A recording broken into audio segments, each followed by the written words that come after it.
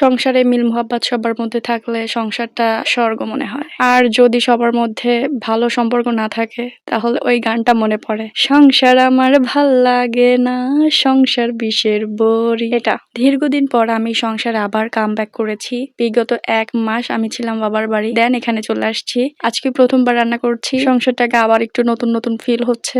Hello everyone, this is me Kulsum from my YouTube channel মেহেরা বিনতে হাসান। কেমন আছেন সবাই? আশা করছি অনেক ভালো আছেন। আলহামদুলিল্লাহ আমি অনেক বেশি ভালো আছি।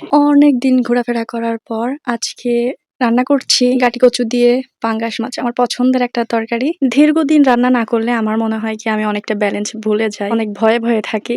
বাট কিছুদিন রান্না করার পর আমার এটা অভ্যাসে পরিণত হয়ে যায়, তখন আর সমস্যা হয় না। দীর্ঘ গ্যাপ দেওয়ার পর বাসায় আসছি, এটা সেটা করার তালেই আছি, কাজ যেন ঘোরাচ্ছেই না। সংসারের প্রত্যেকটা মানুষের সাথে যদি ভালো মিল মোহাব্বত থাকে তাহলে সংসারটাকে স্বর্গ মনে হয়। বাট যদি এখানে কোনো ঝামেলা হয়, কারোর সাথে মনোমালিন্য হয়, থাকা যে কি কষ্টকর, তখন থাকতে ইচ্ছা করে না, মনে হয় এখান থেকে বের হলে বাঁচি। বাট যখন দেখি অনেক ভালো সম্পর্ক চলতেছে সবার সাথে, তখন মনে হয় না এখানে থেকে যায়, এখানে আমি অনেক বেশি ভালো আছি। কি অদ্ভুত তাই না সংসার। আজকে 2টা তরকারি বানিয়েছি, একটা হলো পাঙ্গাস মাছ দিয়ে গাটি কচু, আর একটা হচ্ছে পাঙ্গাস মাছই আলু আর ধুন্দুল দিয়ে চচ্চড়ি করেছি। দেবরের গায়ে গোটা গোটা কি যেন একটা বের হয়েছে, যে কারণে ওর কচু খাওয়া নিষেধ, এই জন্য ওকে আলাদা আমি তরকারি বানিয়ে দিয়েছিলাম। আর ফ্রিজে ছিল পোলাও, সেটা এখন গরম করে দিয়েছি, বাবুরা সবাই খেয়েছে। আমি যখন বাবার বাড়িতে থাকি তখন আমি 6টায় ঘুম থেকে উঠতেই পারি না, আমি টেরই পাই না। কিন্তু শ্বশুর বাড়িতে আসলে অ্যালার্ম যদি আমি 6টায় দিয়ে রাখি, আমার ঘুম ভেঙে যায় 5টা 50-এর দিকে। কি একটা আজব তাই না, দায়িত্ব অদ্ভুত একটা বিষয়। শ্বশুর আব্বা যাবেন বাজারে পাট নিয়ে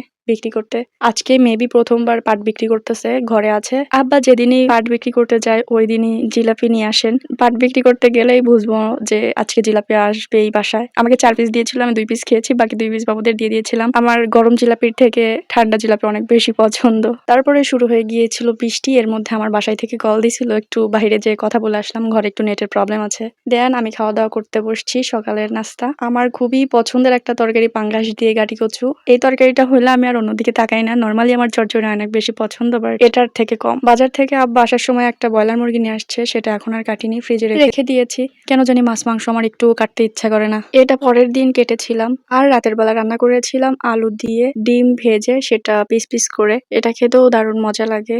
এর আগে একদিন ভয়ে ভয়ে রান্না করেছিলাম, সবাই পছন্দ করবে কিনা, এটা সেকেন্ড টাইম। ওই দিন আমি নিজের ইচ্ছায় রান্না করেছিলাম, আর আজকে আমার শাশুড়ি মা নিজেই বলতেছিল যে ওইভাবে আর একদিন রান্না করিও, আজকেই না হয় করো। পরে করেছি। মূলত কোনো কিছুই ফেলনা না, সুন্দর মতো রান্না করলে মজা করে খাওয়া যায়। এই ছিল আজকের ভিডিও। সবাই ভালো থাকবেন, ভালো রাখবেন ভালোবাসার মানুষদেরকে। দেখাবে নতুন কোনো ভিডিওতে। আল্লাহ হাফেজ।